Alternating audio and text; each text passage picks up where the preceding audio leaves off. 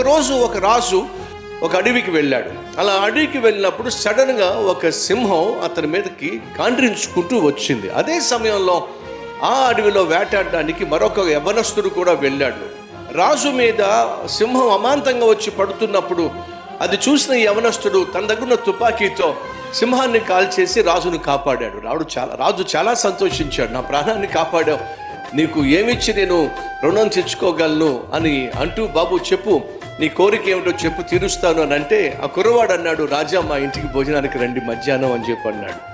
మధ్యాహ్నం పూట మా ఇంటికి భోజనానికి రండి అంటే తప్పనిసరిగా మీ ఇంటికి భోజనానికి వస్తారని చెప్పి రాజు అనేశాడు. మంత్రితో చెప్పాడు, వెళ్ళి చూసిరా అతను ఎక్కడ ఉంటాడని చెప్పంటే ఆ కుర్రవాడు ఒక పల్లెటూరులో ఉంటాడు.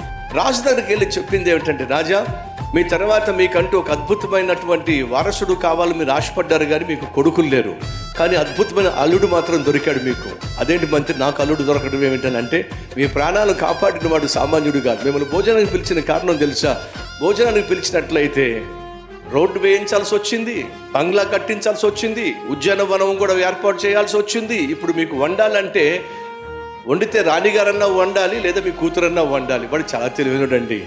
మీ కూతుర్నే కనుక వాడికిచ్చి కట్టబెట్టినట్లయితే ఈ రాజ్యం క్షేమంగా ఉంటుంది. మిమ్మల్ని కాపాడిన వాడు మీ రాజ్యాన్ని కూడా కాపాడుతాడు. నిజమేనంటావా? అవును రాజా, అంతకంటే మంచి ఆలోచన నాకేం రావట్లే.